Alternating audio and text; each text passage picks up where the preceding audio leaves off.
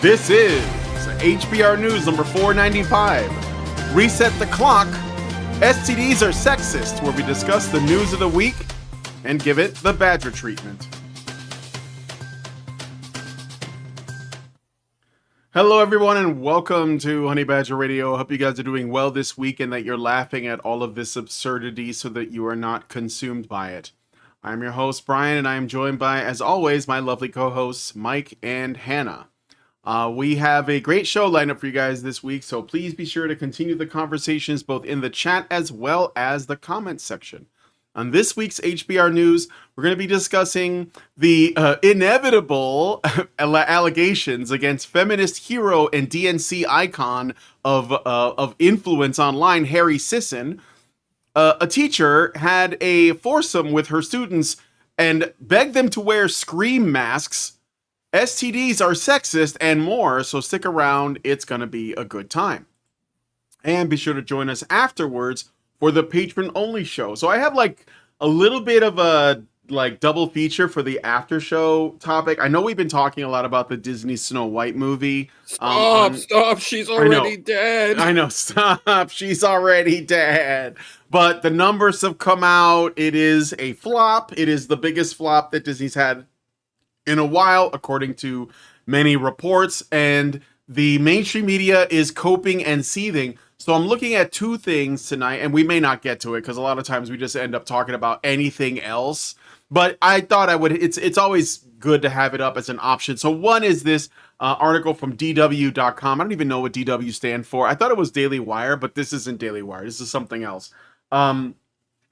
So DW.com, Disney Snow White opens after racist and sexist fury, because, that's how you know that your product is failing, is when they just accuse the people they're trying to sell product to of being bigots. But then I thought I would contrast it against a much older article that came out in 2018. It's sort of an article. I had to dig this out of the archives from the Washington Post, which is here. It's called Snow White is Dated and Sexist. So here's how I'm telling it to my daughter in 2018. And I thought we might look at the first Cope review maybe. I know about the plot of this remake and how the sort of changes they made to appeal to a modern audience, and then compare it to what this concerned parent wrote about in their article, and how they would change it. And it's sort of to give you guys a little bit of perspective on these desires to change our very old classic tales, especially stuff from Western history. This is a German story, the story of Snow White.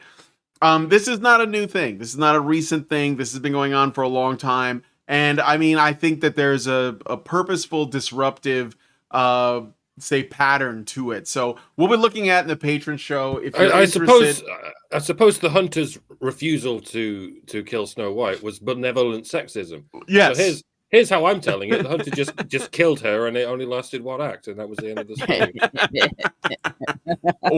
Orders is orders, ma'am. Yeah, I think it's actually they know this stuff's going to fail. They don't care that it's going to fail. No, they know nobody's going to like it. They don't care that nobody's going to like it. They know the browbeating isn't going to work. They know they can't browbeat you into watching, this kind of stuff. What they want to do is see if they can browbeat normies into it. And so they spend all this money making these flops, these predictable flops, to see what percentage of the population is susceptible to being browbeaten by the media into doing stupid shit that they don't want to do at this point in time. And absolutely. So every time we see something fail big, that's the celebration is at this point in time, there's not a very high percentage of the population that can be browbeaten. In fact, it looks like really the only people that went to see it would have gone and seen it just because it was what their political perspective said they should go see, regardless of what the media said. They wouldn't have cared. So the browbeating isn't working at all at this point. Mm-hmm. So It seems like the browbeating will continue until morality improves. Mm-hmm. Yeah, well, yeah, the purpose of it is essentially if they can't According to them, recondition or rewrite history or the canon of our culture, they'll just destroy it, and either way they win, right? So right. that's kind of the goal. Yeah. It is to tear it all down and or just change it to the point where you don't recognize it anymore. Well, So it's to see if they can make you eat the poop. yeah. Yeah. So if you want to join us for that discussion about eating poop in the patron show, you have to become a badger yourself by going to feedthebadger.com /subscribe. $5 a month will get you into the Discord server. We'll be able to watch all of the additional content, and you'll be able to find out, will we eat the poop in the patron show that they are trying to shovel at us? There's only one way to find out, and that is to join us. We are not touching the poop. And if you don't want to wake up one morning to find that our content has been removed from the whole internet, then please go to badgerfeed.com. That's badgerfeed.com or honeybadgerradio.com. That is where all of our content is lives, that is archived, as well as what is on the website, honeybadgerbrigade.com. So many options, no excuses. All right. So with all that said, let us get into today's stories. So, influencer Harry Sisson. So you guys might know Harry Sisson. He was a very prominent TikTok influencer that was very pro Kamala Harris, Joe Biden, and all of that. And was a very good male feminist. This was one of the things that he sold himself. His brand was sold on. Him being a very good male feminist that does not support convicted felons that are, serial rapists like the evil Orange Man. And it turns out that Harry Sisson himself is facing allegations of manipulating multiple women into sending explicit photos via Snapchat. Reports claim that Sisson, a prominent Gen Z political commentator with ties to the Democratic Party, misled at least 11 women by promising exclusivity while engaging with others simultaneously. These accusations, which surfaced on social media, lack independent verification, and the credibility of the accusers remains unconfirmed due to limited public information about their identities and backgrounds. No legal actions or formal investigations have been reported. The claims have sparked outrage and calls for accountability. But Sisson has not publicly responded. In addition to that, he has basically disappeared off of social media as far as we know. And all of his friends, so there were these other male feminists that he would they would make videos together and take pictures together. They have completely distanced themselves from him. Reset the clock. It's like Gamergate all over again. So before I add any other commentary to it, I wanted to give you guys the floor to give me your thoughts on the Harry Sisson inevitable outcome. Yeah, it's bollocks. It doesn't even matter if any of this is true. It's all hokey bullshit that has nothing to do with anything. I can't stand Harry Sisson. I think he's a liar and a moron and a mindless mouthpiece for evil fucks, but that doesn't mean I'm going to throw him into the cannibal cauldron as soon as anyone anywhere accuses him of anything. And again, it's not like he's being accused of rape or even abuse. He's being accused of sexting, basically, which is not a crime as long as everyone involved is of age.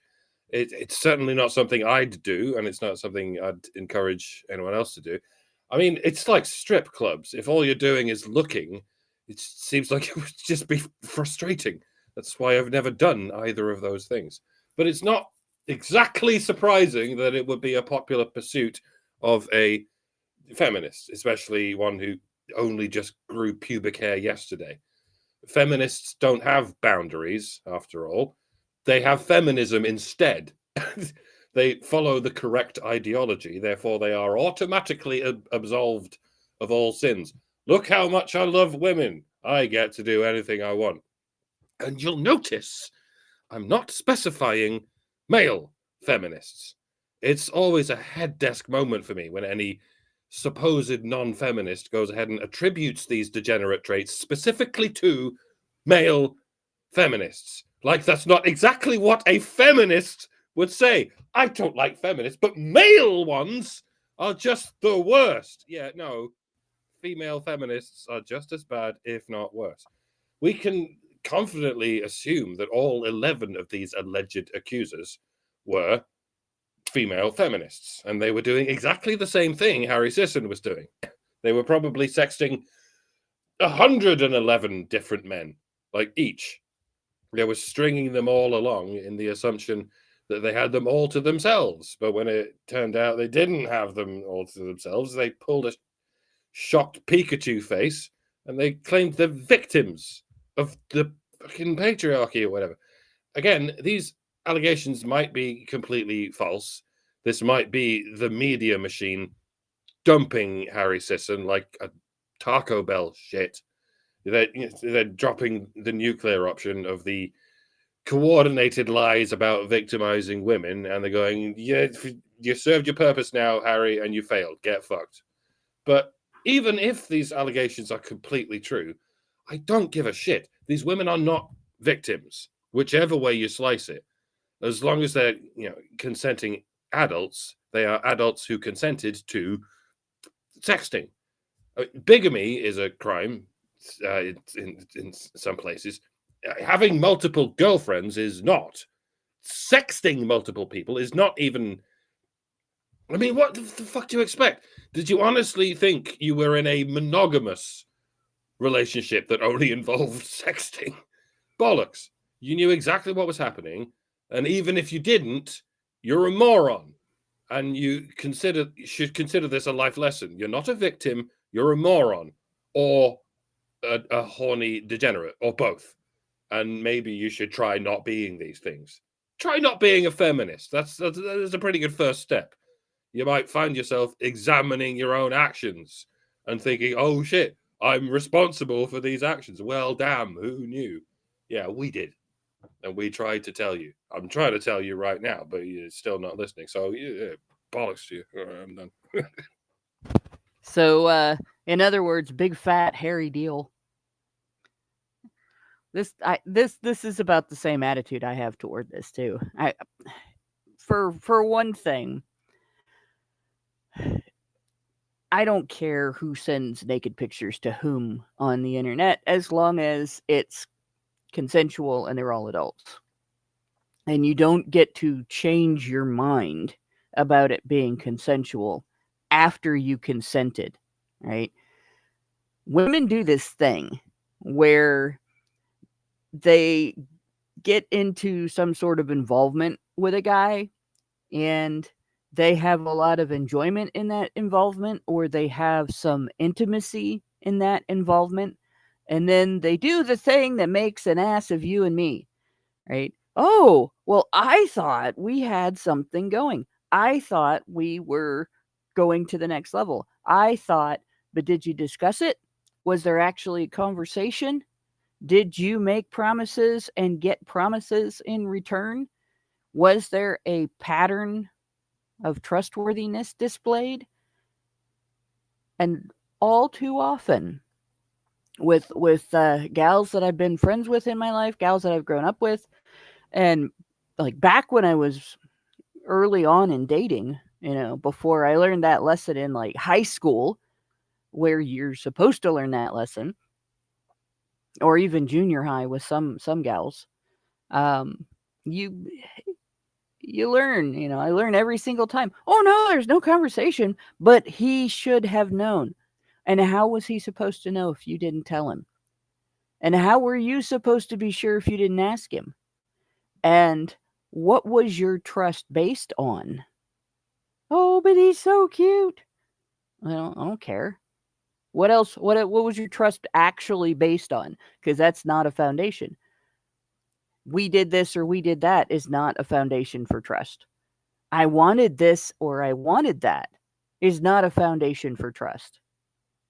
Assumption is not a foundation for trust, especially when you're trusting a guy to know and do things that you never talked about. So this is something that I kind of suspect here. If it was going on with a whole bunch of different women. Now, this does happen. Guys and gals both do this. They both cheat. They both make promises. They both say, oh yes, it's you and only you, and I will be loyal forever. And then they go behind the other person's back and do all kinds of shit with somebody else, right? That happens. Both sexes do it.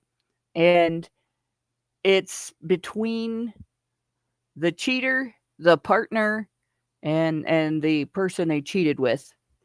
And that's it. It's not everybody else's business. It's not something anybody really needs to care about.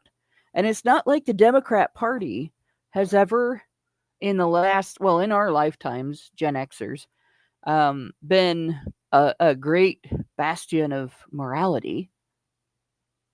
Right? They've never been, they think they are. They think that they're the arbiters of morality when it comes to relationships between demographic groups.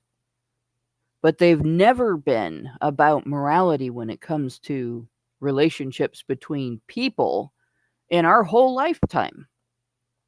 And when they tried to be, they were about prejudice between members of different demographic groups. So they suck at that. They've always sucked at that. And we shouldn't really be surprised when one of them gets accused of something like this. This is not news. Right? This is gossip. A Democrat did Democrat things with other Democrats. Woo! Okay. Go ahead. Bye. Well, I think that there is something to glean from this. So, in terms of whether or not anything like untoward happened, I am with Mike. Flirting with girls is not a crime, but the left is treating it like one, or at least some of the people. But what I don't think this is actually about politics at all. I think that what this boils down to is you have a young guy and he acquired a tremendous amount of status overnight, likely astroturfed by the political party that was basically giving him like all of the ability to be platformed, all of the, ability to make appearances, helping make his videos go viral. Essentially, he was a completely astroturfed, shill for the DNC, for Kamala Harris, for Joe Biden, whatever. And they would give him and his buddies like everything they needed to win debates, or at least make it look like they won debates, increase their status, and so on. And because they're young guys that got a lot of status overnight, then there were obviously they were going to attract girls. And I think that that's what was going on. He was sexting girls, and the girls thought they were exclusive. Turned out they weren't, because why would they be? And it's not even something that is unique to being a leftist or a Democrat. It's just you throw a lot of pussy at a dude, and he's probably going to have a hard time juggling all the pussy. So he's basically like just trying to like from Eddie Murphy Raw, walking around on the stage catching the pussy. Yeah, exactly. It's like Eddie Murphy, exactly. Just like, but like the issue is that this looks like, because we covered this in Gamergate, okay? Whenever you have like what back then we call them SJWs, you have these SJW men, and they would talk about how sexist we are and how much we hate women and how much we use them and how much we objectify them, and then like allegations come out. And every time against these guys, right? And every time it happened, a lot of pro Gamergate people would cheer because it would expose them as hypocrites and all that. And I would always say, and I know I wasn't the only one, but I want to, for the record, I would always say, we don't know if this is because he is, more likely to be predatory or exploitative of women, or if the women he is doing this with are more likely to make false allegations because they're feminists. And I tend to lean towards the latter, because there is a certain attitude that, women who are feminists have about men. And there is like a way that they would use them and also throw them under the bus, or, make allegations against them, because they generally have a mistrust of men. And being a male feminist, and this was one of the lessons I was trying to teach to guys back then, and I still put this out there, it doesn't protect you from this. Because these women they only see you as an ally as far as there's something that they can benefit from. But as soon as they don't, they will just they'll treat you like any other man. Because they're ideologically like set up to fear and loathe men. And the longer they have that attitude, the less safe any man is, no matter how close they are, no matter how much of an ally they pretend to be. And so I agree. Harry Sisson did nothing wrong, and I think this should be a controversy, and it kind of is because there probably won't be any consequences. There's nothing they could do to him. He didn't do anything wrong, and I even have a video clip here of one of his accusers admitting that she hooked up with him. So like this is also a product of hookup culture itself. Like you basically go to a dude, you hook up with him because he's high status, and he's high status because he's an astroturf political shill. And then when he basically pumps and dumps or ghosts you or whatever, then you come out with allegations because you don't like the way he made you feel, but you did that to yourself. And so let's listen to this clip. But I think that there is a teachable moment here that, I mean, obviously our audience probably doesn't need it, but you never know who this is going to reach, because the purpose of our shows is to reach people who don't know who we are or what we talk about. So let's listen to a little bit of this. I'm not going to play the whole thing because I know it's long. Shall we? So before I get into these around 50 screenshots providing evidence and context for anything that I have said, I do want to reiterate something just for even more context. I met Harry in summer of 2020. We were both kind of like the original political TikTokers, and we were on the Dem High Pass, which was a huge political TikTok account. So they were astroturfed activists doing like getting paid probably a lot of money because the DNC and was she throwing. Thought they were going to be a power couple. Maybe let's play some more. Our relationship has always been friend-based. However, when I did go to Jersey to visit my aunt, he has a summer house there, so we did hook up a couple times. So you see that we were friends. It was always friend-based, but we did hook up a couple times. Come on. Yeah. See, which one is it? That thing I was talking about of a woman experiences or girl experiences a little bit of intimacy or increased intimacy in a friendship.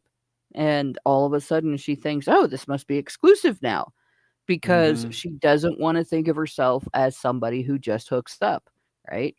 So but she can't possibly have just hooked up. So there must have, and it will be rewritten in her mind. There must have been some evidence of, exclusivity or loyalty or something that she was acting on. Women will interpret body language. They will interpret things that did happen or things that didn't happen. Well, you didn't say this, so this must be true. They will dream interpret every little thing that happens in your interaction to make out that you have promised them something that you didn't verbalize, right? Mm-hmm. And then they'll get mad when you have no fucking clue what they're talking about. They will get mad.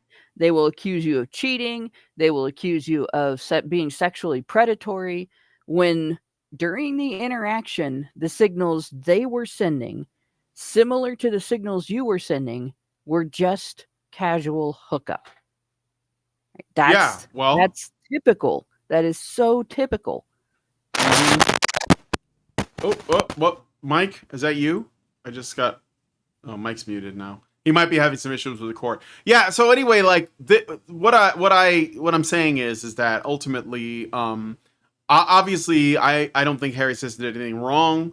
But like why he is dealing with this is ultimately because he has surrounded himself with feminist women. And he got accused a bunch of times, and he's going to get more. And it mostly has to do with the fact that maybe he wasn't upfront about like, hey, look, this is just this, and I don't want anything else. Maybe he ghosted them. Maybe he realized they weren't cool and he didn't want to be around them anymore. That's his business. But the point is these are the women that Paul Elam is always warning against, right? Don't stick your dick in crazy. These are the women you wanna avoid like the plague, because they are already conditioned to see you as the enemy no matter what. And so if you say, well, I mean, I get it, you're like, he's like 20 something years old, hormones are raging, but there's something more that needs to be said about this. All right. This isn't just don't stick your dick in crazy. Okay. Don't stick your dick in normal. Yeah. All right. Exactly. Crazy. This isn't abnormal behavior for women. I wish it was. Okay. Women should be more accountable than this. Women should be far more accountable than to hook up with a guy consensually and send him nudes consensually, and then play victim when they don't get what they want out of it or what they expect out of it. All right. You're not a victim. You put some of your resources into a goal that you didn't meet, and you feel burned and you have bad feels about it, which means that you're not cut out for hookup culture, which is also pretty normal. Most women, the ones most heavily pushing hookup culture, aren't cut out for it. And it's biological. All right. When you have sex with a woman and you have skin on skin contact, your brain and her brain start making chemical changes. And those chemical changes might make you more easily guilt tripped by her.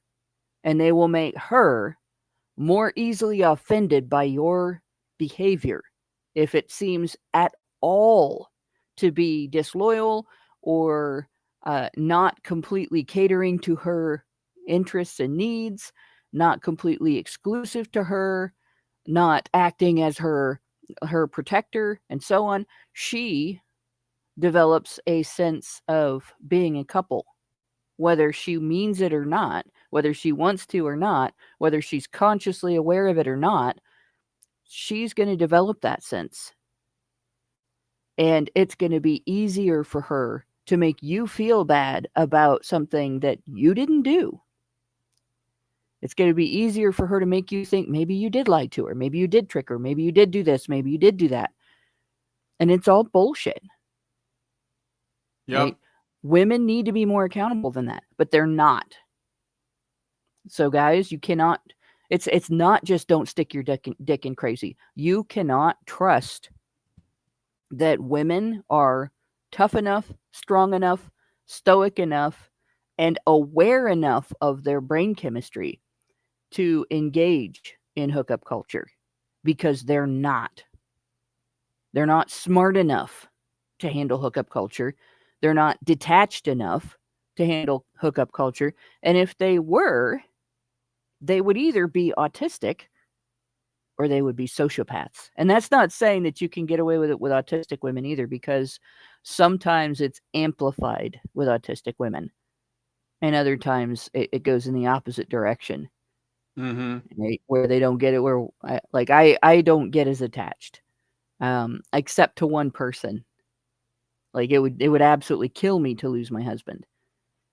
But yeah, this is something that you cannot trust women to do. So if you're, and the other thing is, women have a habit of seeing things as flirting that you didn't intend as flirting.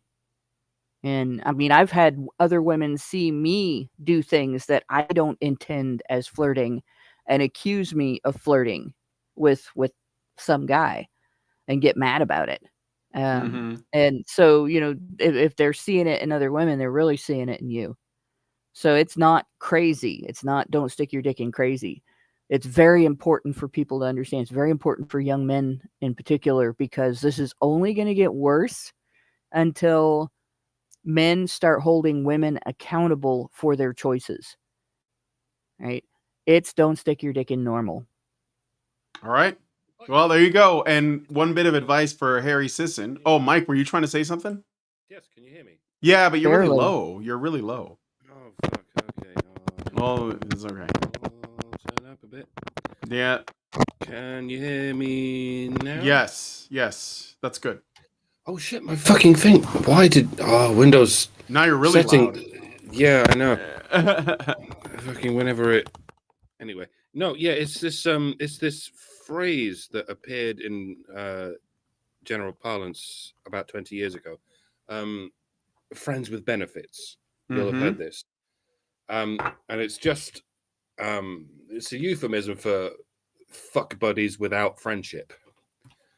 And that's sort of all it ever was. Like, it's anything other than basically prostitution. It's a transactional relationship, and I know a lot of us will like to say that any relationship between men and women is a transactional relationship, and yeah, I guess it is. But the point is, if you're in an actual relationship that has any real meaning, then it involves friendship by default. The Greeks had 3 different words for love. Eros, meaning erotic, and philia, meaning friendship, and agape, meaning sort of psychological. Familial? Oh. It's difficult to translate, but it's a deeper sort of psychological connection. And all of this avoids the concept of storge or storge. I'm still not sure how it's pronounced, but yeah, if you're really in love with someone, then you're friends by default. The concept we have as friendship should be a given before any such eros is involved, or indeed before any such agape is involved. And if you don't have that in the first place, then the very idea of calling it friends with benefits is an utter misnomer. Like you shouldn't be having sexual relationships with anyone who isn't already ingrained as a friendly relationship. I mean, the idea of having a sexual relationship with someone you're not friendly with is something I don't understand, but other people seem to. Other people seem to understand this notion of a hate fuck. I've never understood this. Like, how can you fuck someone who you hate? Apparently, I don't think that's a thing. I don't get that either. Some people find this erotic in the same way some people have, certain fetishes about choking or fucking shoving someone's head in a toilet or some shit. And that's, this is an almost entirely modern phenomenon of somehow finding eroticism in someone who in which you have no investment as a friend. And I know the word friend itself has become controversial. Like the very idea of men being friends with each other goes, oh, friend, don't call my friend. No, but everything begins with friends. Children have friends. It's the only thing they have. Children don't understand eros and they don't understand agape. All they understand is philia, friendship, and that's where everything should. That's where everything should start. Friendship is the purest kind of love, and yes, it is a kind of love. And if you don't have that to begin with, then you'll forever be flailing around with other kinds of unreliable relationships. And that's I didn't write any of this down. I've been freewheeling this, so I don't know what the fuck I'm saying, but I think I've said the thing I need to say. Yeah. It's interesting you mentioned. I don't know if it's pronounced storage or storge either. I think I'm gonna just go with storage for now, just because we don't really know how ancient Greek was pronounced anyway. I learned that when I tried to look up the pronunciation for my username on Twitter and Reddit, which comes from the names of a particular set of Greek gods. But that's the first love you learn in your life, is family love. The love that is the natural love between family members that grows because you take care of each other and you're each other's safe place and so on. And I think a lot of what's wrong in our society today is that a lot of people are growing up without that, because they're growing up in homes where there's no protector and provider, or there is a pattern of violence, or there is a pattern of neglect. And it's hard to build that sense. We refer to it as natural, but it's not instinctive, right? It's something as a child that you learn from your parents and from your siblings, and you develop it as part of your pattern of behavior toward each other. But it is very real, and it does show up very early, and I've seen its effects in very strong ways. Where, I've talked about growing up in a neighborhood where the kids used to get into fights and stuff for fun, but when there was a conflict that was really big and bad, my brother and I always had. It was like there was a string attached between the two of us. You pick on one of us, it hurts the other one and angers the other one. And the anger is much bigger than the hurt, because how dare you pick on my brother? How dare you pick on my sister? And that building on that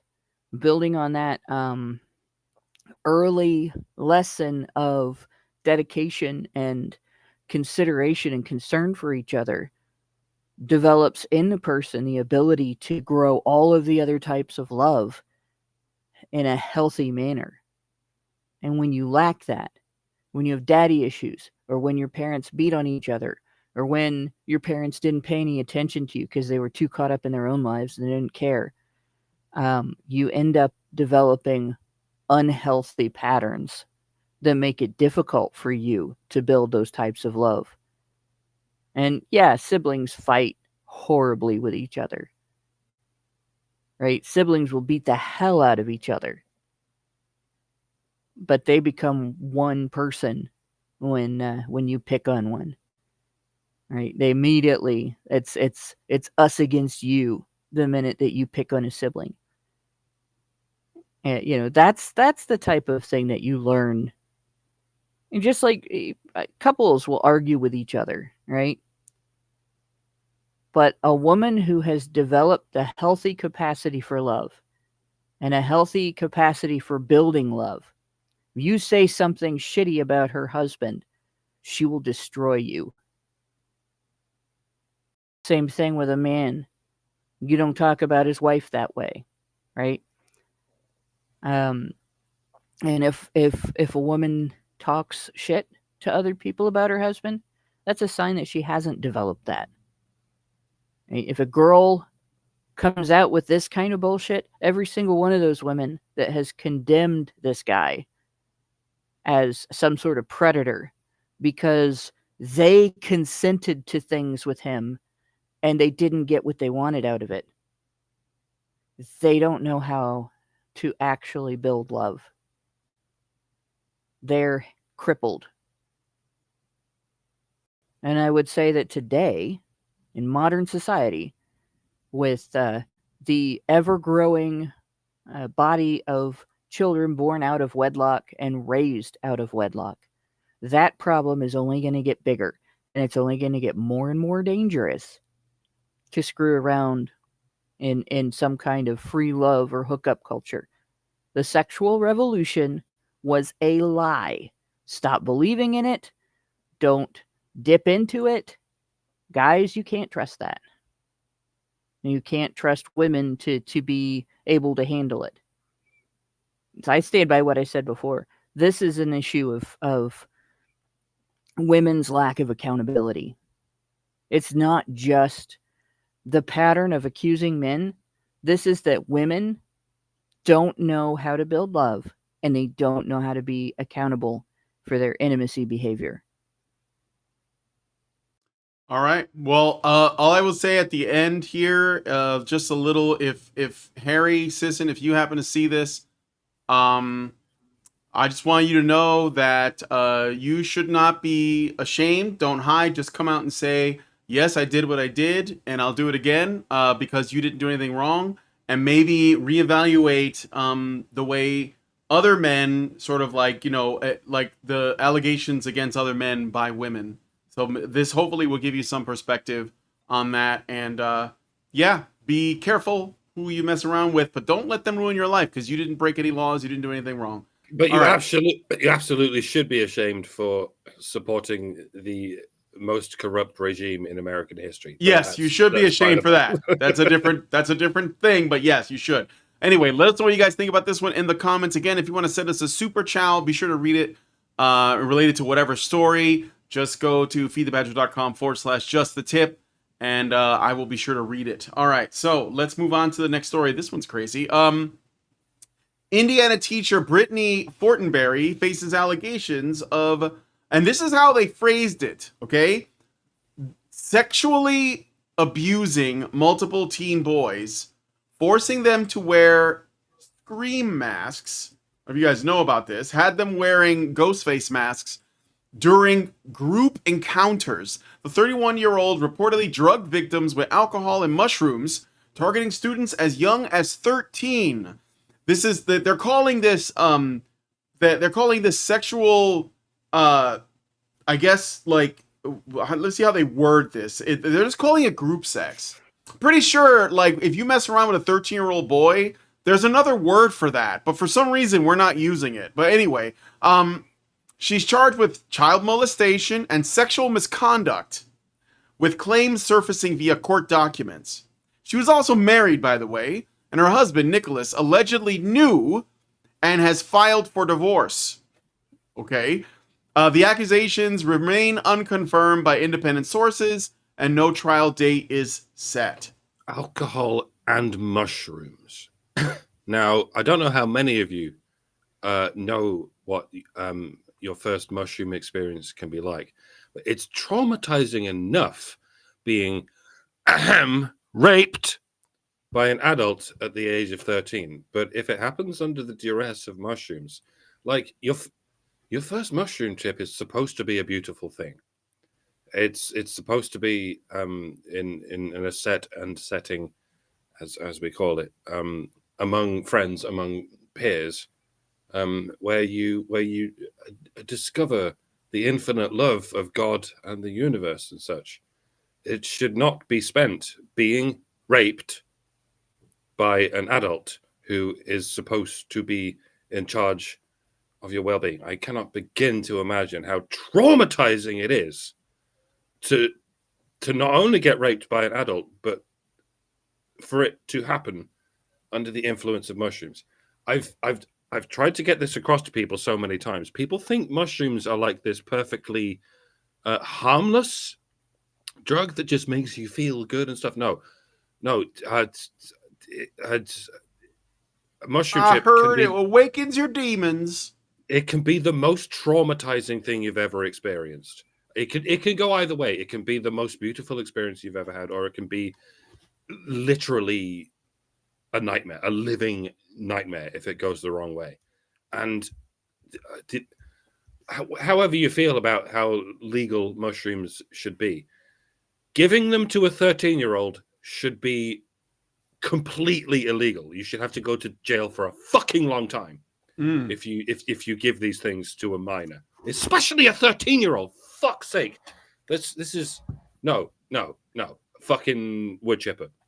By the way, she's a pedophile as well. She's a pedophile as well. Two wood chippers. Yeah. Feed her into two wood chippers at the same time. Yeah, so she groomed these kids for a while, and her home was set up for sexual escapades of different types. She had a stripper pole in her house and sex toys, items that victims have previously described in messages she is said to have sent to them. One 18-year-old student who allegedly received explicit messages and photos from her told cops that she boasted about being a stripper and shared details of her exclusive content on adult websites. So she groomed these kids for a while before this happened. I'm trying to find the... she groomed at least 10 boys, some as young as 13, through gifts, manipulation, and disturbing sexual advances. So... Okay, Mike, I'm sorry, I interrupted. No, I'm done. I said all I need to say. I'm not. Two wood chippers. I'm not. 3 wood chippers. Cut her into... I'm not done. Hang, draw, and quarter her and feed her into 4 different wood chippers. Sorry, Hannah, go on.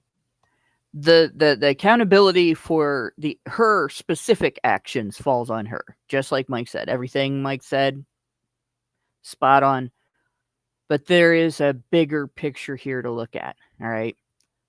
When my mom was carrying me, she was teaching. And she didn't inform the school that she was pregnant until she was showing very blatantly. And the reason was because early in the school year, they would have fired her. They would have canceled her contract for being pregnant in front of the kids. Now, my mom wasn't an elementary school teacher. She taught high school. By that time, the kids all knew how babies were born. There was no, secret that the kids would be mystified by how she suddenly turned up with a belly like that, right? And it was in Lima, Ohio. So it was in a larger city, a more liberal area. But the rules were, you get pregnant, you get fired.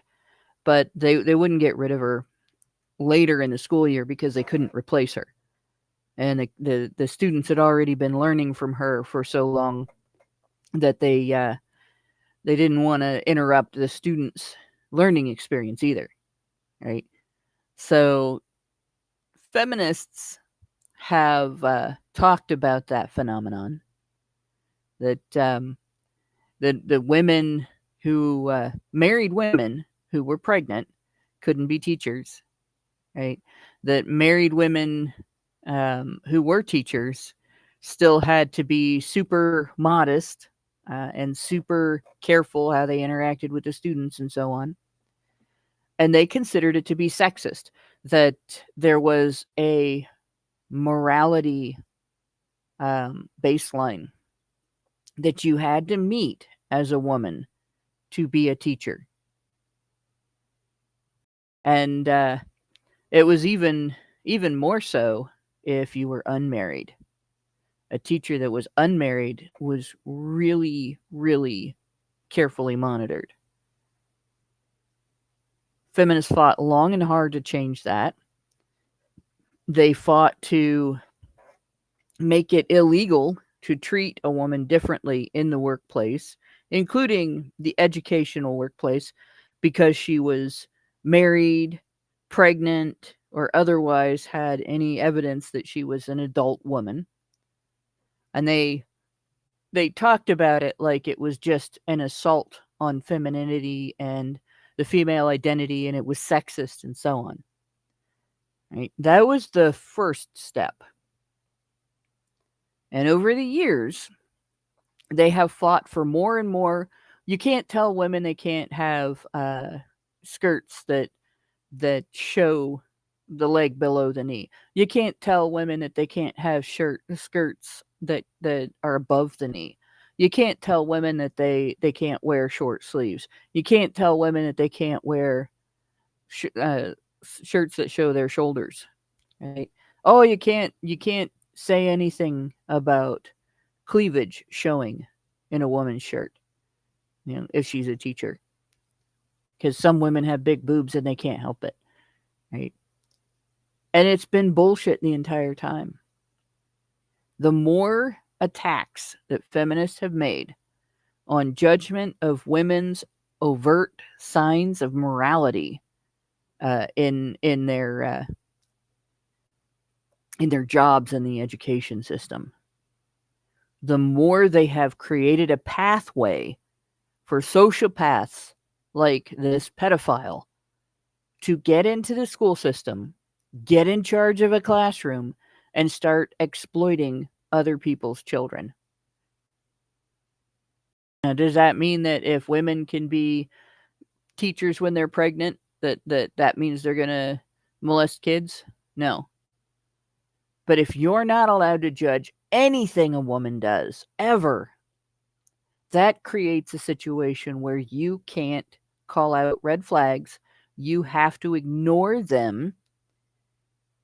And the minute a woman presents herself as this bubbly, sweet, interesting, engaging person that the kids are going to love and learn from and remember fondly when they're in their adulthood, that's all you're allowed to look at. It's all you're allowed to notice. You can't notice if she comes in with cleavage showing for the interview. You can't notice, if she seems like she's a little off in her behavior. You can't notice if she's flirting with everybody in the office, or if she has a funny look when she looks at the kids. Can't notice any of that stuff because she's a woman and you can't criticize her. You're not allowed to notice the tiger's teeth or the cougar's teeth. Right? Yeah. Stop noticing. That has to stop. You know, if you can't notice the cougar's teeth, it will eat your children. Case in point. Mm-hmm. Also, just want to remind everybody a little bit about this story. One of the most shocking allegations or accusations detailed in the police affidavit shows that Fortenberry, that's the woman, the teacher, took a 13-year-old and two of his friends to a mall before calling their parents to ask if they could spend the night at her house. Once they were there, she ordered them to have group sex with her on the condition that they wear scream masks. Brittany had one condition for them to have the gangbang with her, and that was that they had to wear a scream mask to fuck her, the affidavit stated. So the scream mask thing, I don't know, man. It's weird. I'm just saying she was into some weird shit. But I'm just reminding you guys, because you're going to see the story coming up with different people giving their takes, and the ghost face mask is going to be like probably like a big part of it, because it is kind of a weird detail. So I got a super chow from people that want to have sex with children are always into some weird shit. Yeah, well, I mean, like the scream mask seems kind of tame by comparison to the thing about the kids, right? Yeah, so I mean, they always have some sort of perverse, weird, nasty ass things they want to do. Yeah. Okay. I got a super chow, but let us know what you guys think about this one in the comments. Meredith G gives us $5 and says, HBR News number 495. Getting sexually involved with a feminist is best exemplified in the fable of the scorpion and the frog. Remember, like the scorpion, the feminist will sting, dooming you both. But we have to realize when feminism got rid of much of the courtship norms, the often control sexuality before marriage didn't result in women learning that they are the agents in their sexual relationships. Keep in mind that during sex, the hormone that helps a mother bond with her baby during breastfeeding passes between a man and a woman as part of that skin-to-skin contact. So this will give a woman a false sense of connection, and that is one of the reasons why women can't handle casual sex no matter how much they say they can. Yes. All right. Yeah. Thank you for that, Meredith. All right, we're going to move on to the next story. So let me know what you guys think about this one in the comments. I wonder if the mask isn't to like so that she doesn't see their face and realize how young they are. That could be part of it too, or it's just some twisted shit. No, that's not what it was. I can tell you that's not what it was. From being on the victim end of that type of experience, pedophiles have to unperson their victims. You're not a person, you're an object, right? Because if you're a person, then they're hurting a person. Yeah. Okay. So let us know what you guys think about that in the comments. Next, okay, in a recent unfolding story, the United Kingdom's Prime Minister Keir Starmer was publicly engaged with the Netflix series Adolescence, a thriller starring Stephen Graham that explores the dark impact of social media and online misogyny on young men, centered on a 13-year-old boy accused of murdering a schoolgirl.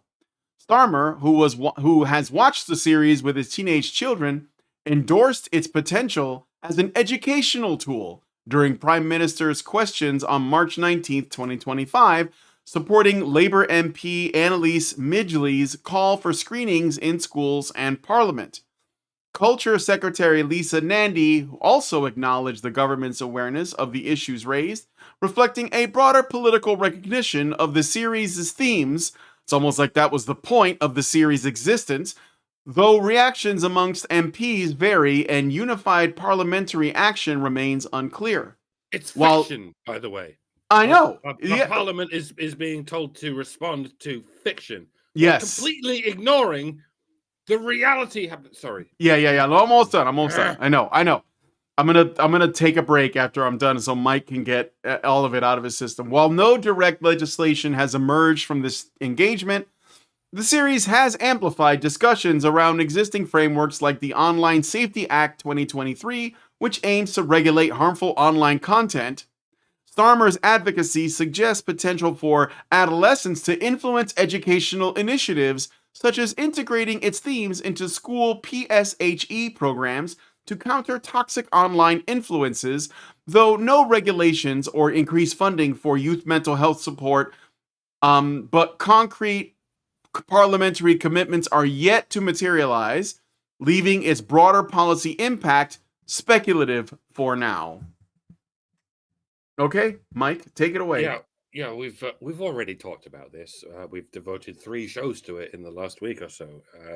It's probably not much more to say, but I was drunk at the time and I've already forgotten everything that was said. So forgive me if I find myself repeating myself. But yeah, this is the absolute state of the UK, specifically the UK government and every media outlet it's paying or forcing to spread its preferred propaganda.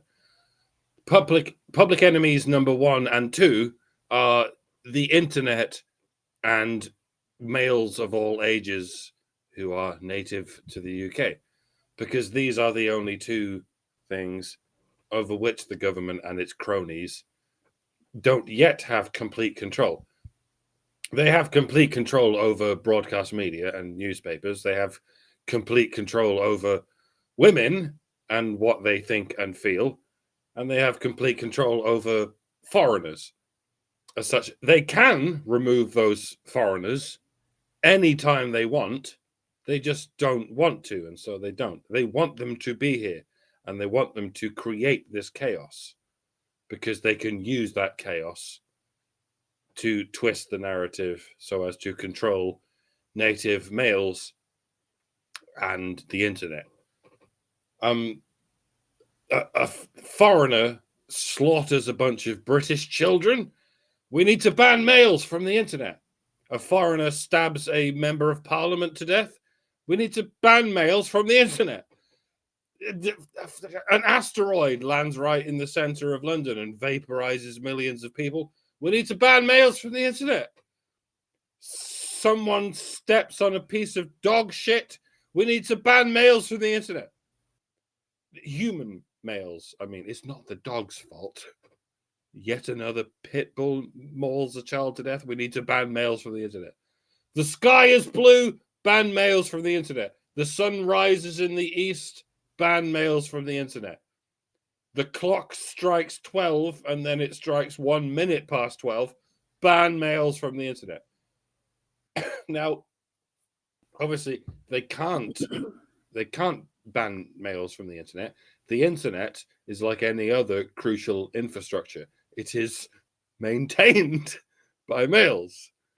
If you don't allow men to access it, then the whole thing will collapse in a matter of seconds and it'll take years to repair the damage.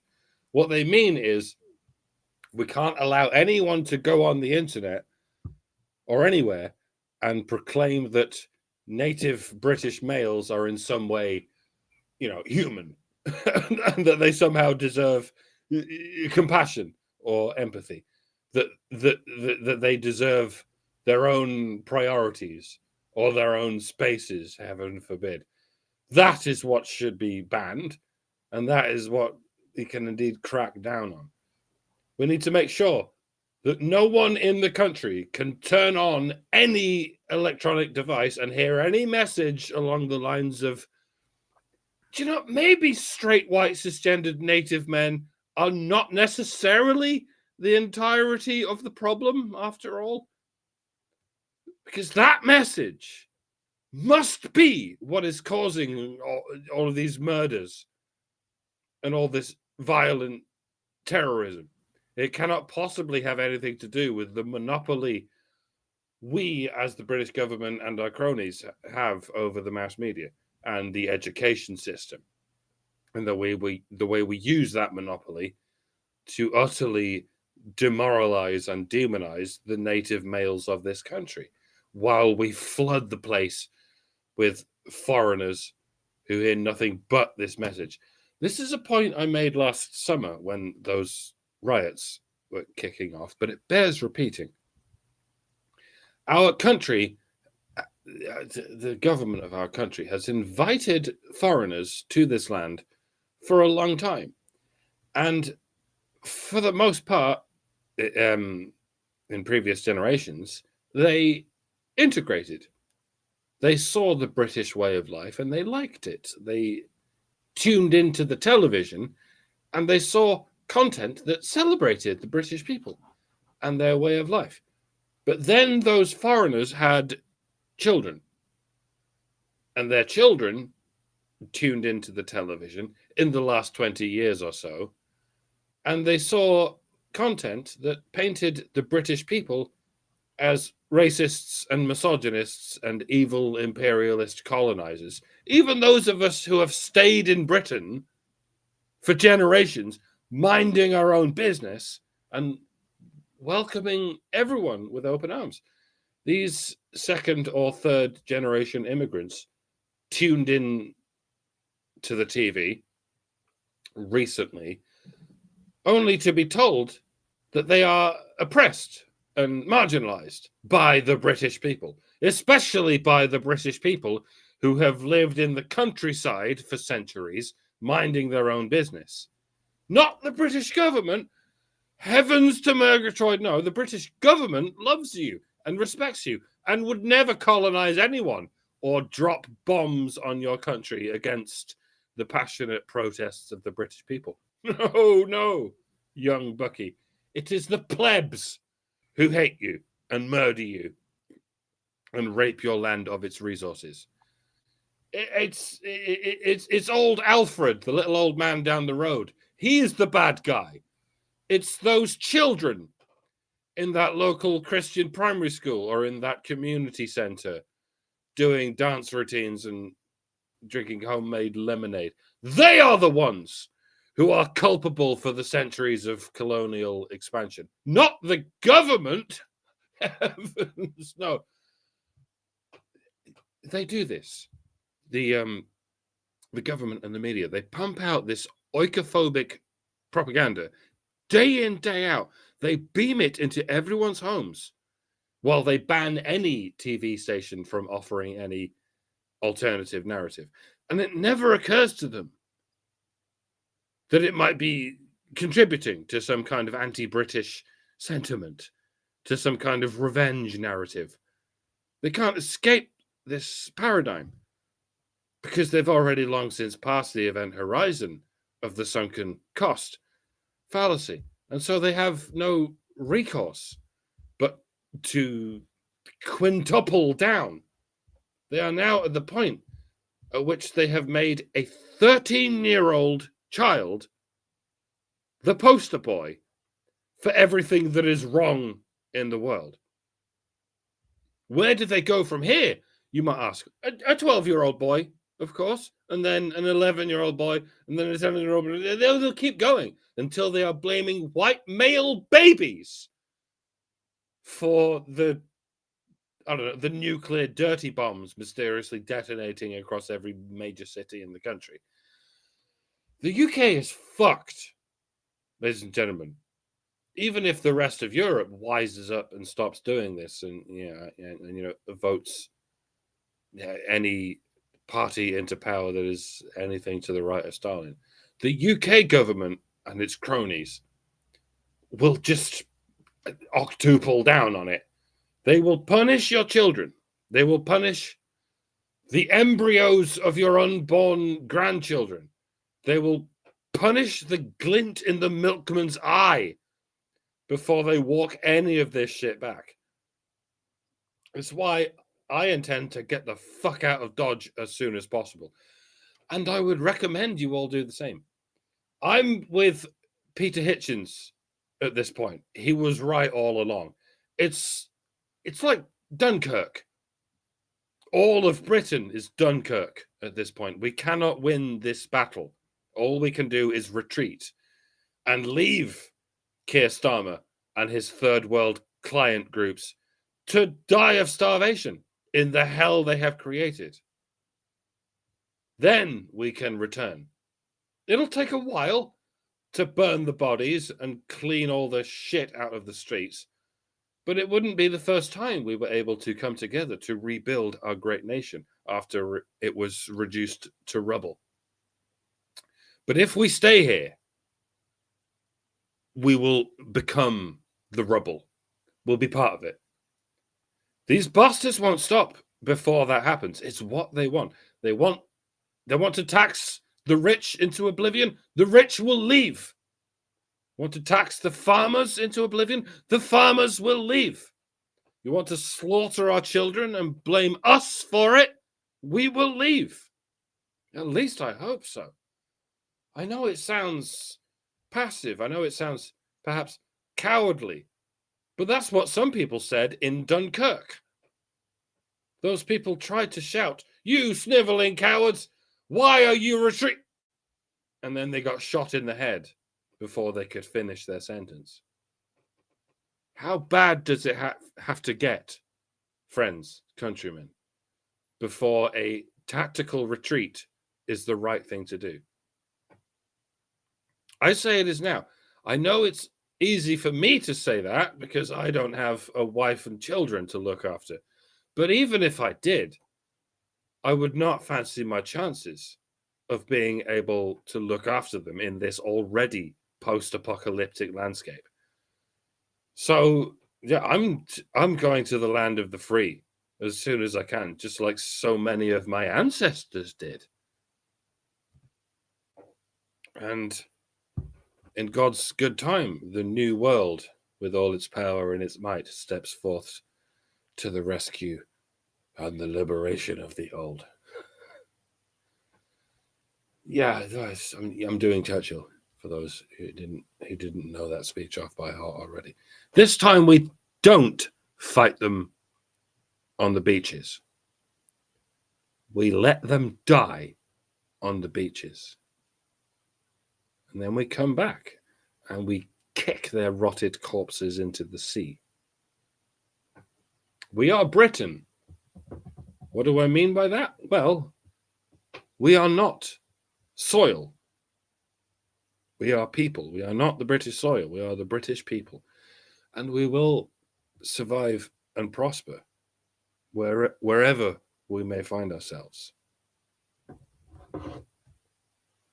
Rule Britannia. Hannah? Hannah, are you there? We lose her. Hannah's muted. Yeah, there we go. Sorry. I okay. wanted to make sure that Mike got to say everything he was going to say. I did. And also, I was clearing my throat a lot. So I'm sorry you guys might have to listen to me continuing to do that. I don't think that the politicians that are doing this are acting on sunken cost fallacy. Right? I think they know exactly what they're doing. I think this is malicious and deliberate and calculated and targeted. And the reason for it is because it will allow them to usher in a social credit system just like China has, and a social control system just like China has, that allows them to control your political speech and your voting habits so they can maintain the illusion of a representative democracy, a mockery of the parliamentary system that began in Britain while actually running a dictatorship, a massive Europe-wide dictatorship, which Britain will rejoin at the first opportunity. It's why they want censorship. It's why they want to demonize boys. It's why they want specifically to demonize speech that contradicts political narratives that their side is putting out. I don't know that I would go left and right with the UK or Europe in general. It's left, farther left, and farthest left. But they want a police state. They want a complete and utter lockdown of everything you do, think, or say, so that they can simply manage you well enough to exploit your labor to make themselves wealthy, and to make it impossible for you to push them out of power. And I think that the politicians that are doing this are 100% part of and on board with the World Economic Forum, with the whole one world government concept, and so on. Right? The death of European civilization isn't going to be debauchery. It isn't going to be World War 16 or whatever we're up to. I think we're actually still fighting World War II, and it never ended. Which really was just a continuation of World War I. Right? But it's not going to be war. It's not going to be pestilence. It's not going to be famine. It's going to be Hanlon's razor. Hanlon's razor is going to kill you. The belief that these people are just incompetent and they don't know what they're doing, and if you just get them to understand the problems with what they're doing, they'll do better. The false belief that they are not malicious is going to be the shield they hide behind the whole time they do this. They will never stop. They will never get better. They will never reform. They will never turn around, even if they go out of power. Right? Even if the populism of the United States rescues Britain and any other part of Europe to the point where these people cannot accomplish what they want and they have to step back into the shadows, they are not reformed. They have not changed their minds. They have not changed their ways, and they never will. They will keep pushing. They've been pushing for this for a few hundred years. And they will continue to push for it until they get what they want. And if they die in the process, the next guy will step in and fill in their spot. So, yeah. Thanks for Hanlon's razor, guys. Which, by the way, started as a joke in a book about Murphy's Law. It's not worth anything, and you shouldn't use it. Yeah. All right. If the Cold War can be considered, I mean, anything but an extension of World War II, and as you said, an extension of World War One. I'd like to say we're still fighting the Cold War, but we lost the Cold War. We lost the Cold War before it even started. And it's supremely ironic that our government is now claiming to want to fight against Russia. And indeed, send our young men to die in a war against Russia, when we already lost a war against Russia fucking 80 years ago or whatever it was. And yeah, the Cold War was all about the Russians infiltrating, or the communists in general infiltrating the West with their communist ideas. And it's barely arguable at this point that they have won that war. That the West in general, especially Europe and especially the UK, have been completely demoralized and degenerated by communists. Even at the point where Russia has got over it. Even at the point where most of Eastern Europe has got over it. The West, especially Western Europe, and to some degree America, but thank the Lord for Donald Trump. We don't have anything resembling Donald Trump in Britain, and we won't ever. Certainly not fucking Nigel Farage. I don't even want to get into that, but yeah, no, there's there's no hope for us anymore. The communists won the war against Britain, and now it's completely run by communists. They just call themselves a bunch of different things. Like, if they even feel like it, sometimes they call it feminism, but it's in the case of Keir Starmer, he's just a straight up Marxist. He doesn't even deny it any more than Jeremy Corbyn did. We like to think we dodged a bullet by not electing Jeremy Corbyn, but Keir Starmer's even worse. He's even worse. He's a straight up Marxist. He doesn't care. He's only ever been interested in paving the way for everyone but the English to fucking cast a flaming swathe through all of Britain. And this is why whenever people talk about how Kemi Badenoch, the new leader of the Conservative Party, we shouldn't let her get into any power because she's Nigerian. And yeah, I get the point that if someone has some kind of dual citizenship, then they can't be trusted with the fate of the British people. But Keir Starmer is as English as mustard, and no one hates Britain more than Keir Starmer hates Britain. So I don't know how you gatekeep against this. With any of this, you could put the most British person ever in charge of Britain, and it's very likely that there'll be a dyed-in-the-wool communist who is only interested in completely destroying Britain and replacing the British people with anything but the British people, and that's what's happening. And we've got another 4 years of this before anyone can take over.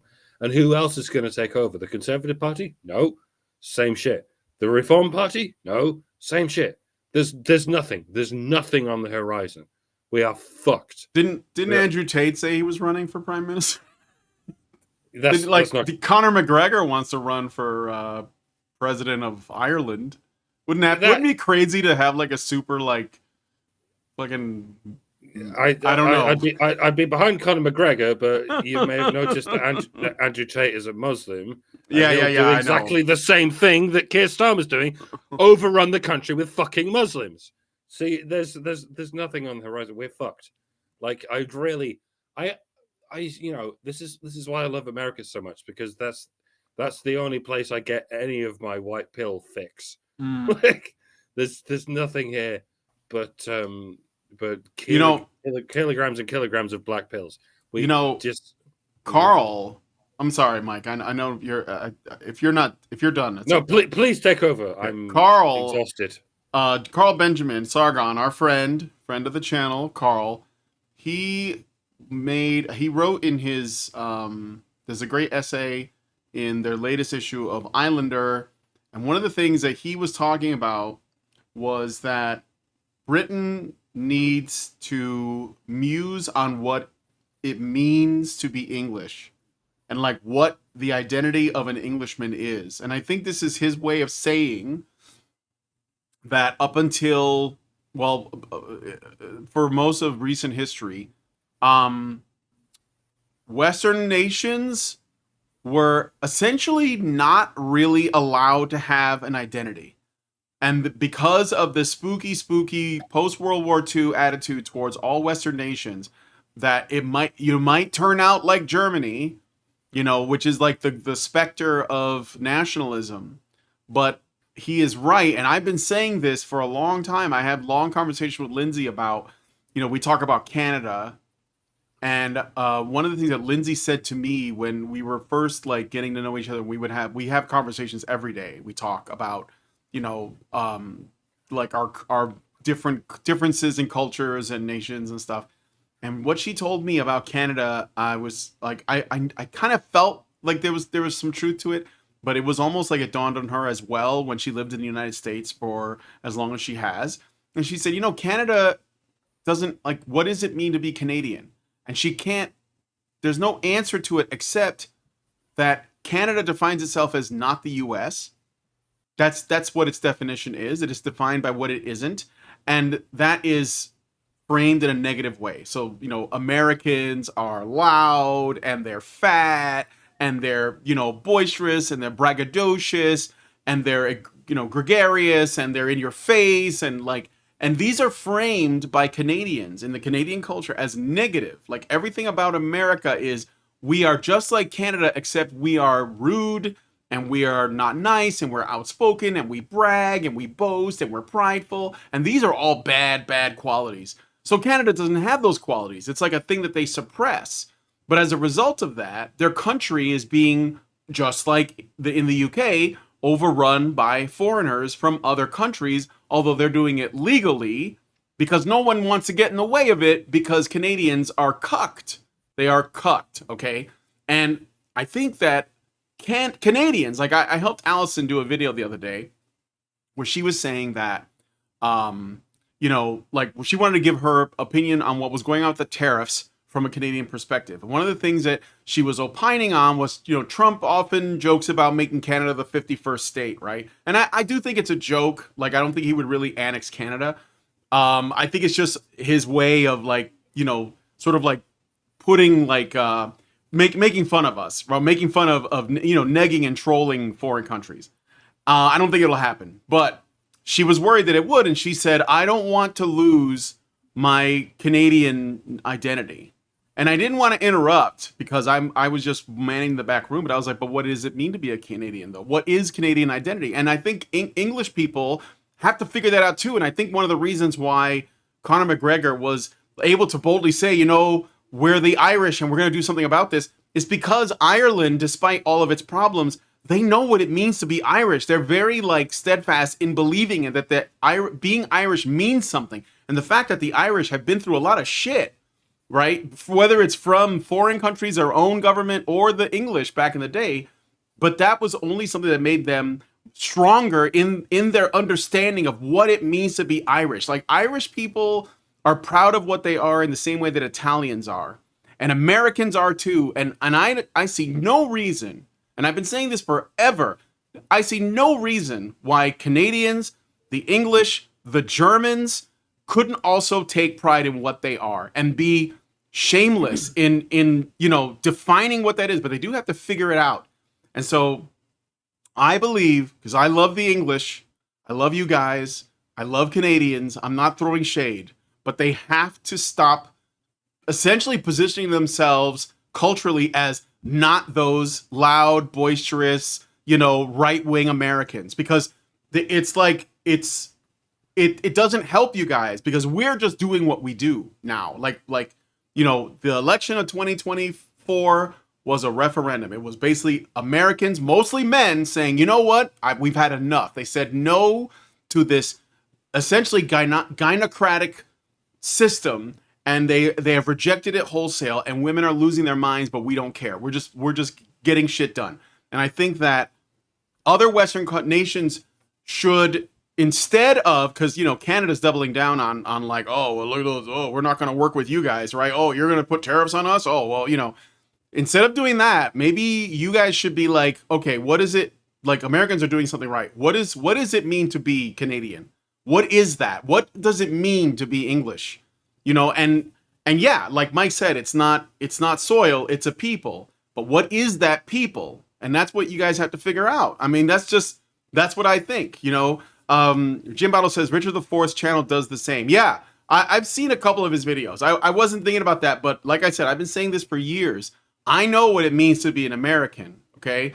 But I don't think that other people take that into consideration, and maybe that's because we've lived in, such a secure, such a prosperous and thriving first world that a lot of people, and I include Americans in this, take what we have for granted. And I think that generally comes from a very insecure, narcissistic, feminine perspective. And that gets out into the world and it starts infecting everyone. Don't be too proud of what you are. Don't be too, whatever. Don't be too but braggadocious. Don't state what you need. Don't say no to people. Be agreeable. Don't rock the boat, And it's like, no, that's how you get fucked.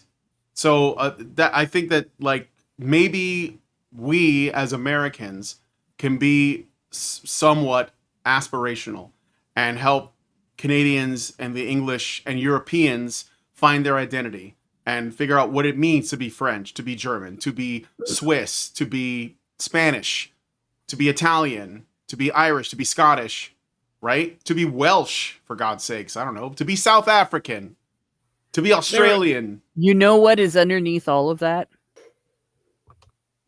What is the most important thing that has been attacked underneath masculinity? To be men. That's yeah, right. To be men. Yeah. Something that people don't realize. Which is where this starts from. This is where it starts from. That's why they're using this adolescent show. Because they know what the threat is. It is something that remember, like I said, Hanlon's razor needs to die as a thing that people take seriously and consider important to maintain and use. People are malicious far more than they're incompetent. Yeah, people. And incompetence doesn't preclude malice, and incompetence is a condition. Malice is an intention, right? And intentions are the cause of human behavior. Conditions are just the environment in which those intentions can form, and they don't always, and sometimes they form in absence of those conditions. So people need to get that right out of their head.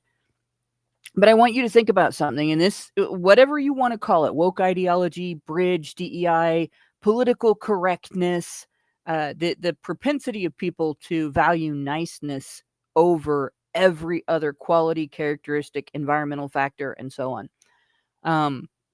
That's been used against people for eons by authoritarians that want to take enough social control and legal control to be able to enslave people without alerting them to the fact that they are slaves. And the very first step that they have to do, they have to brainwash you to make that happen. All right. Because if you're not brainwashed, you know damn well that your rights, your human rights, and your freedoms are being compromised or being attacked, are being taken away from you, are being violated, are being raped, right? You know, if you're not brainwashed, that you have a right to better than what you're getting. You know that you have a right to freedom. You know that you have a right to self-determination. So before they can enslave you, they have to break down your sense of self. You can't have human rights if you're not human.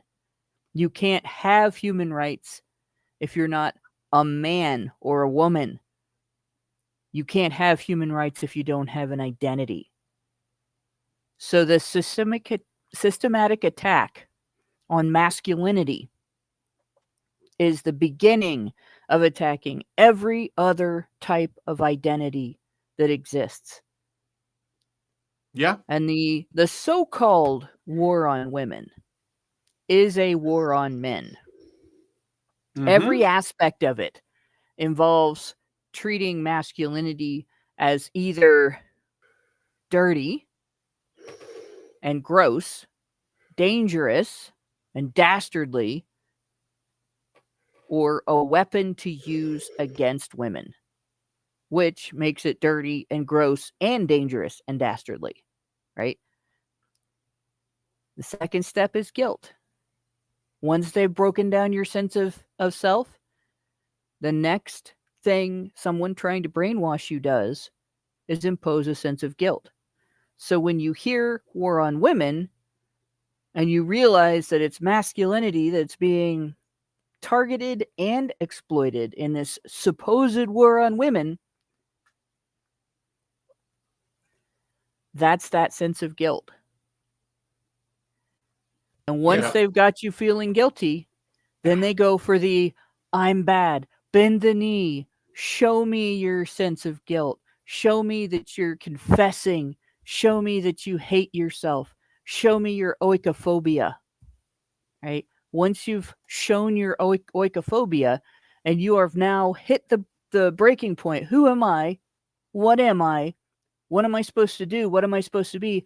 I don't know. that's when you turn to your brainwasher for salvation, and you are now a member of the cult. All right.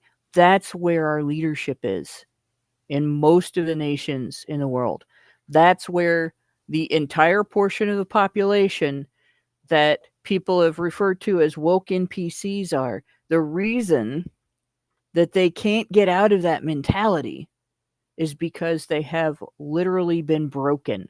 They've been damaged. They are like toys that have had parts removed, right? Mm-hmm. Instead of like people. They're still human, but they don't know it anymore. And they don't have a way to know that you're human either. And that is, we're at risk of seeing that take over the world. If you don't, I hate to say it, but man up as a population, tell people, fuck you, I'm not doing this, I am a man. That's going to get soundbite stolen. But men need to be able to stand up and say, yes, I am a man, and it's a good thing. Men are good. Men built civilization. Men created everything that keeps people safe, comfortable, healthy. Men created systems that no other living creature has created. Even creatures, even in species that build homes, don't have the types of systems we have for removing waste and removing illness and curing illness, treating and curing illness, helping the wounded. Mm-hmm. Right? Go on. Men did that. Women didn't do that. Women supported that. Women were in the background. Women, as necessary as it is to have partnership, women do not get credit for that. Women have their own identity, and it should be separate from men. And feminists have worked tooth and nail to take that away too. Right? Women provided the home environment for men to come back to rest and recuperate and recover, renew, restore, and be ready to get back to building civilization. And that's honorable and right and good. And feminists have taken that honor away from that. They've taken the rightness away from that, and they've taken the good away from that, and they've made it shameful to care about men. So women listening, stand up and say, I am a woman. I'm not a man, and I don't have to be a man to be good. Right? This is not difficult. This is basic shit that everybody should understand. Don't let them take away your identity. It is the most important thing that you have. Your sense of self, who you are, what you stand for, what your personal code is, what you value, and what you think is valuable in life. Those are yours. They don't belong to society. They don't belong to some elite hoity-toity group of people sitting in some expensive building after flying jet engines and wasting all the carbon credits they have, right? It doesn't belong to them. It doesn't belong to people that dress like Star Trek villains and other space movie villains and tell you that giving birth makes you an attack on the planet. It belongs to you. It's yours. All right. Don't let anybody take that away from you. And it helps to be able to outline some things that make your people not necessarily unique, but at least something you can attribute to your people and their personality, even if it's just stereotypical. There are several things I can outline as British. Empiricism. Isaac Newton. We practically invented what we call science. While the French had Pascal, it was just dealing with subjective approaches to life. in Britain we had Isaac Newton, we had empiricism, we had, you have to do experiments, you have to examine these things and make sure that you can describe what is real in terms of experimentation. We had that. We have individual liberty, the likes of John Locke, the things that that America inherited on our behalf. It's not about collectivism; it's about individual liberty. We have politeness.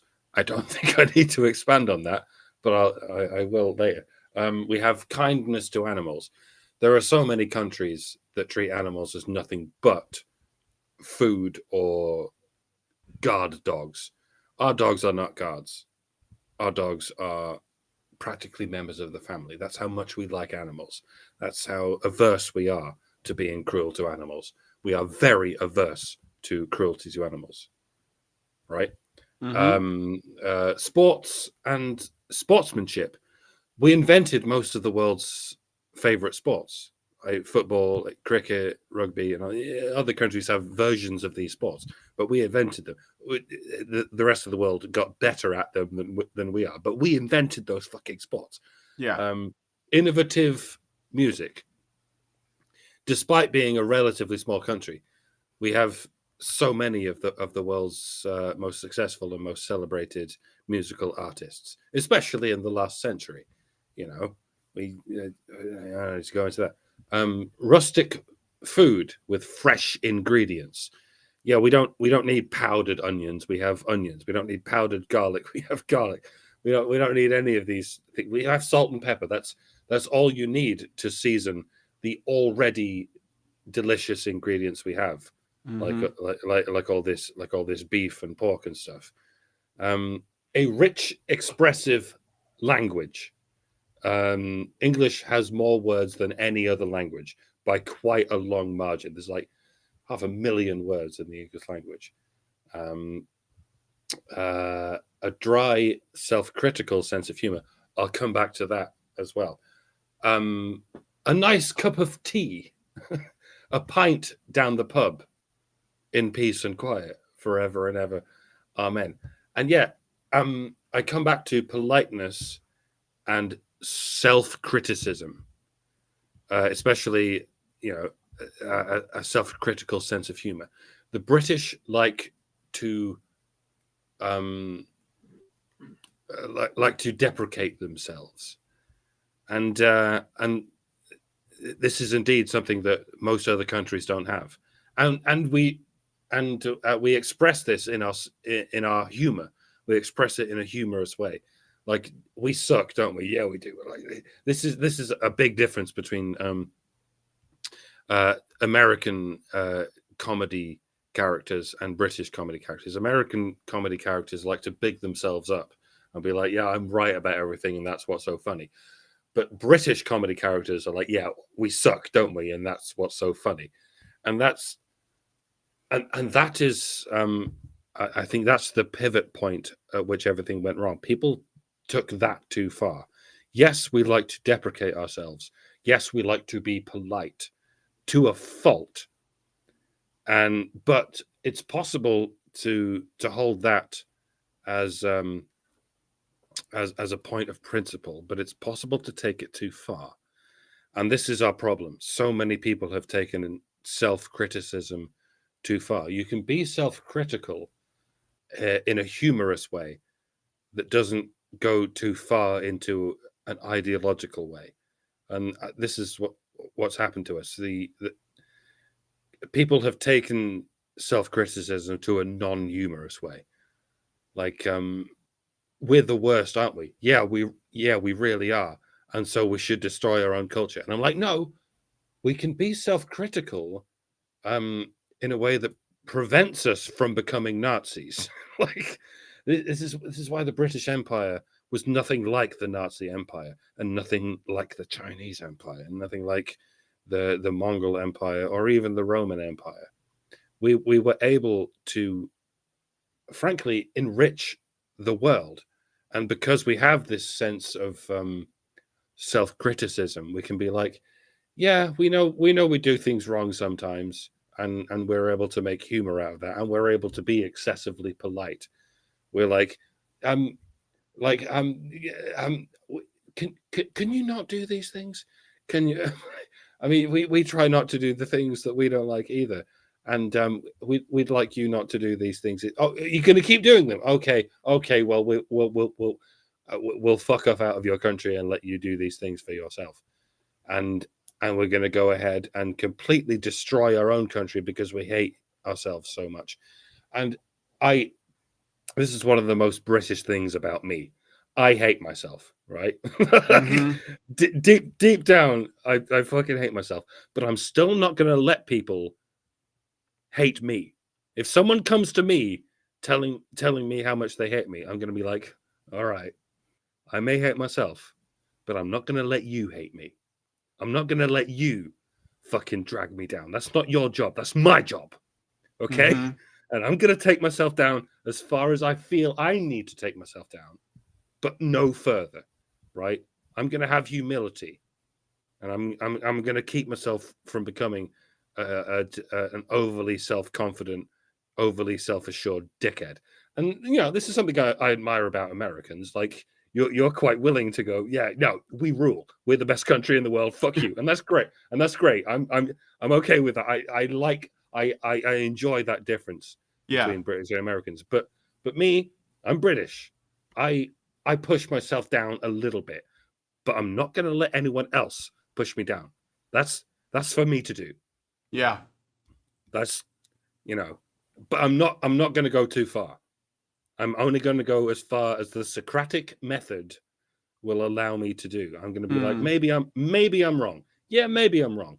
But if someone else tells me I'm completely wrong, I'm like, no, I'm not completely wrong. I'm just not completely right. That's the British way. That's the British mindset. Like we're not the greatest thing in the world, but we're not the worst thing in the world either. Like we try and find that happy medium, and that's why we've been such a force for good in the world, because we can find that happy medium between we're the greatest and we're the worst. I know I'm not the worst person in the world, even though I sometimes make jokes about me being the worst person in the world, and I know I'm not the greatest person in the. I mean, you shouldn't, but no, I'm not the worst and I'm not the best, but I make jokes along both of those lines. Yeah, sure. I'm aware that reality, in reality, I'm somewhere in the middle. I'm not the greatest and I'm not the worst, but I make jokes along both of those lines, and that's that's the happy medium that we look for. That's the fundamental element of Britishness, to me. Like we push ourselves down and we push ourselves up. We do both at the same time to try and find that happy medium, and we did. Yeah, and that's why we became, frankly, the most benevolent empire in all of history. To a fault. To a fault, yes. Yeah, but we're much better than any other empire in history. We're much more benevolent than the Roman Empire or the Nazi Empire or the fucking Napoleon Empire or the Russian Empire or the Chinese Empire, and America's never really been an empire. They've tried to keep themselves to themselves until the last half century or so, and then it got a bit fucked up. But that's largely because of the kind of warmongers that are currently trying to burn down all the fucking Teslas. But there's a different thing. Oy vey, shut it down. All right. Well, just remember one thing: being born human, you stand on the shoulders of giants already. And being born with a Y chromosome means that the giants whose shoulders you stand on are the ones who created shelter because of weather, and agriculture because of hunger, and medicine because of illness and injury. They're the ones that created language because of travel and distance and trade and a need for communication. They're the ones that created writing because we needed communication to last longer, because we needed to be able to educate. The giants whose shoulders everyone born with a Y chromosome stands on made everything better throughout history. Even through all of the growing pains of civilization, through every war, through every bad idea, through every famine, through every disaster that humankind had to weather. Just remember, the reason that humankind is still here is because we have men. Yeah. Every country should make sure to preserve its men and their traditions. Yes. Every country. It's a shame that so many countries don't. Yeah. That's right. All right. Well, let us know what you guys think about this one in the comments. I did get a super chow I'm going to try to read out here. And I think we're going to have to go into the patron show because we're way over time. So we'll look at this STDs are sexist thing in the patron show. So you're going to have to join us for that afterwards. But the one good man gives us $5 and says, obvious point, but these boys will be told they are lucky. And what's wrong with you? Are you gay or something? They'll use their claims about toxic masculinity to shame boys into submission. Yes. All right. Well, anyway, so we're gonna have to end it here. But if you want to join us to talk a little bit about why STDs are sexist and women's are the losers, then join us in the patron show by going to feedthebadger.com/subscribe, and we'll also women have forgotten how to be accountable. Yeah, that's all it is. And they don't know. Well, we'll talk about it in the patron show. So please join us for that. We'll also probably talk a bit about this Snow White thing in addition to that. But for now, we are going to have to wrap it up here. So if you guys like this video, please hit like, subscribe if you're not already subscribed, hit the bell for notifications, leave us a comment, let us know what you guys think about what we talked about on the show today. And please share this video because sharing is caring. Thank you guys so much for coming on and hanging out with us on the news show today. Thank you to Hannah and Mike for your priceless input. And we will see you next Tuesday. Men's rights activists are machines, dude. Okay? They are literal machines. They are talking point machines. They are impossible to fucking deal with, especially if you have like a couple dudes who have good memory on top of that too. Holy shit, you're fucked.